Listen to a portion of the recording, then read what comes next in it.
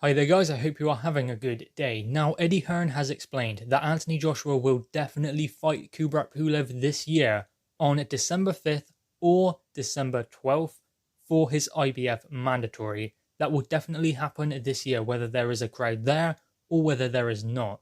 Now it seems like maybe at the moment there will not be a crowd because at the moment we don't have crowds and we can only really go on what is happening now because these are unprecedented times, so we don't know what will happen around the corner. So I'm going to guess that it will be behind closed doors with no fans. There might be some there. There might be able to be maybe hundreds of fans there, maybe 1,000, maybe 2,000, but I don't believe it will be a packed out O2 arena or a stadium like we are used to with AJ fights. And that's not such a bad thing because we can still watch the fights. And as I said, things are different now. So we have to adapt to the situation we are in. And boxing is coming back with a boom, especially with Fight Camp. Maybe it wasn't so great to start with, but Fight Camp has surely put boxing back on the map and back on the right road. Now, Anthony Joshua will not be fighting at Fight Camp because obviously in December, the weather is not going to be favourable. So maybe it will be the O2 behind closed doors, but one thing for sure is it will not be a studio show. That is what Eddie Hearn has explained. He's not doing shows in a studio. He will make some other way to make it more interesting, like Fight Camp, but obviously they can't do Fight Camp in December. Fight Camp will conclude with Dillian Whyte versus Alexander Povetkin. Eddie Hearn was toying with the idea of extending it for 2 weeks in September, but considering how good it's gone, and week 1, week 2, week 3 have been brilliant, and week 4 can only be brilliant as well, Eddie Hearn wants to leave it there. Go out with a bang, finish Fight Camp the way it started, with an incredible main event and undercard. And I guess you cannot argue with him for doing that. Now, Eddie Hearn did explain that he hopes that crowds are back by October. So if crowds are back by October, then that will build up and up and up until December, maybe getting 10,000 like was previously planned into the O2. I don't know whether that will happen or not, but I do believe that things will be different 2 or 3 months from now. Whether we can have crowds is another thing.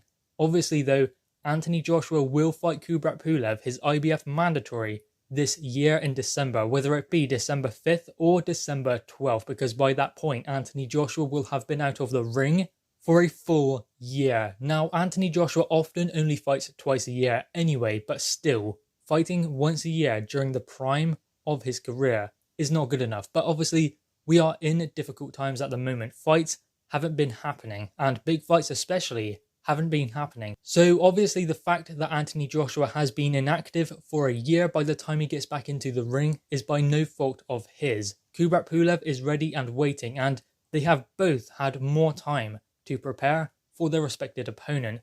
Not just Kubrat Pulev, Anthony Joshua has also had more time to prepare for him.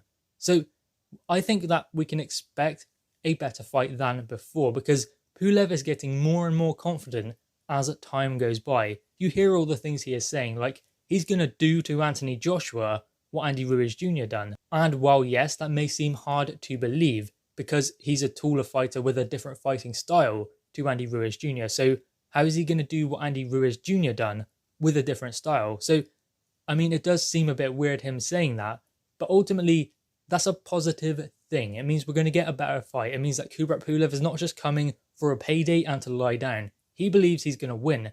More than that, he believes he's going to KO Anthony Joshua, meaning he's coming to fight. The best Kubrat Pulev, we have to believe, will step into the ring on December 5th or December 12th, dependent upon when this fight happens. Now, Eddie Hearn explained also that Derek Chisora versus Alexander Usyk could take place in October, and that would mean crowds coming back because Derek Chisora said he cannot fight without the fans there. So maybe that will be like the trial for Matchroom, the first big event with a live crowd. He said that they're hoping to start trialing some pilot events in September with crowds. So that is obviously the thing going forward.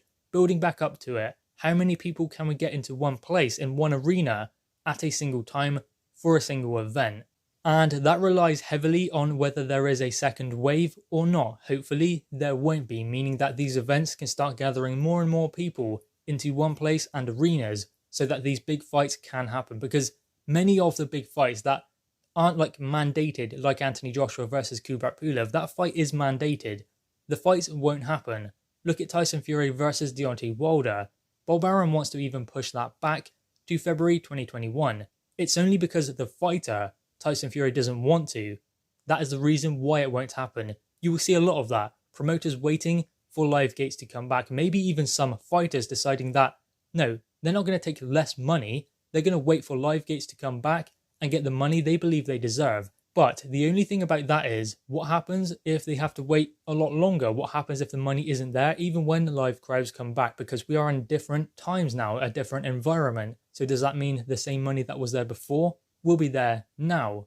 No, because the sport of boxing is going through a period of rebuilding, much like everything else. So the money is not going to be there. Eddie Hearn even explained that it is his job to replace the revenue that will be lost from the live gate for AJ versus Pulev. 80 to 90,000 people. A lot of money will be lost on the gate.